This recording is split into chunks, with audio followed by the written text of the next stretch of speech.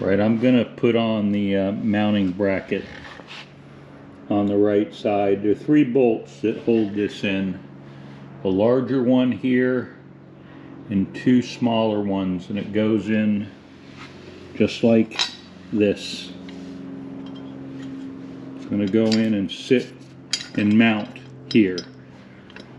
Mount here just like that. But as I said earlier with another bracket, this one over here, I need to use both hands. This is the mounting bracket installed. You can see down by my index finger one of the bolts, the larger one. You can see on this side the second bolt, followed by a third down below right there. Now right here you'll see this bolt that I reinstalled. This holds the air pump, 30 pounds per hour, I think is what it said. But that's currently not on there. There's also 2 brackets. I'm going to do another video on this. These are idler pulleys.